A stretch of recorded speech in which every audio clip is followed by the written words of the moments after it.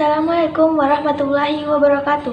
Selamat datang di video kita kali ini, yaitu video kelompok 1.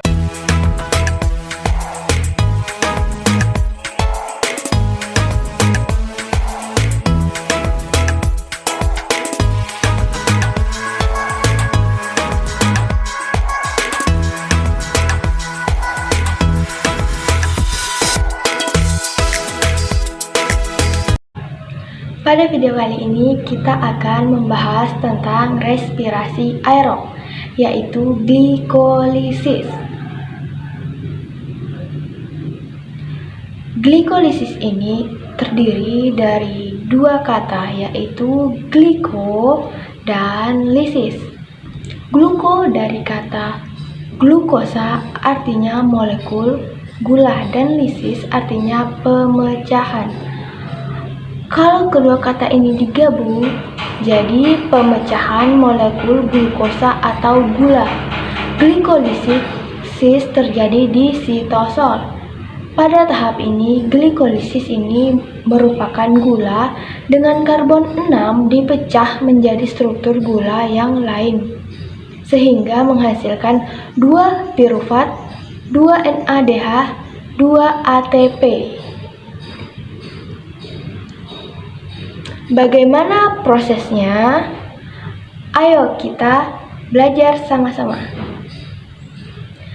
Terdapat 10 proses yang terjadi pada glikolisis. Tahapan pertama, glukosa akan diubah menjadi glukosa 6-fosfat. Pada tahapan ini, enzim yang berperan adalah heksokinase. Heksokinase akan mentransfer gugus fosfat dari ATP ke glukosa, sehingga menjadi glukosa 6-fosfat.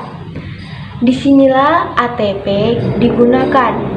Selanjutnya, pada tahap kedua, glukosa 6-fosfat akan diubah menjadi fruktosa 6-fosfat. Pada tahap ini, glukosa 6-fosfat dikonversi menjadi fruktosa 6-fosfat oleh enzim fosfoglukomerase. Tahap ketiga, fruktosa 6-fosfat diubah menjadi fruktosa 1,6-bifosfat. Enzim yang berperan adalah fosfofruktokinase. Nah, fruktokinase ini akan mentransfer gugus fosfat dari ATP. Ketiga, selanjutnya tahap keempat, enzim aldolase memecah molekul fruktosa 1,6-bifosfat menjadi 2 buah gula yang memiliki 3 karbon berbeda, yaitu menjadi dihidroksiaseton fosfat DHAP dan gliserahida 3-bifosfat atau G3P. Pada tahap yang kelima, ini terjadi konversi antara DHAP dengan G3P ini, di mana reaksi tidak pernah mencapai titik keseimbangan. Nah, G3P inilah yang akan digunakan pada langkah berikutnya. Nah, dari tahap 1 sampai 5 inilah dikenal dengan investment fase, karena pada tahap ini digunakan sebanyak 2 buah. Selanjutnya, tahap yang ke-6, G3P akan diubah menjadi 1,3 bofosfogliserat sebanyak 2 buah. Pada tahap ini, enzim yang berperan yaitu triose-fosfat dehidrogenase. Pada tahap ini terjadi 2 reaksi, yaitu D3P dioksidasi melalui transfer elektron ke NAD+, sehingga membentuk 2 buah NADH. Yang kedua, dengan menggunakan energi dari reaksi ini, 2 fosfat akan terikat pada substrat sehingga ikut berperan dalam pembentukan 1,3 fosfogliserat. Selanjutnya tahap ke-7. 1,3 bifosfatsirat akan diubah menjadi 3 fosfogliserat. Pada tahapan 2 fosfat akan ditransfer ke 2 ADP sehingga menghasilkan 2 buah ATP. Enzim yang berperan pada tahap ini adalah fosfogliserokinase. Pada tahap yang ke-8 fosfogliserokinase. Pada tahap yang ke-8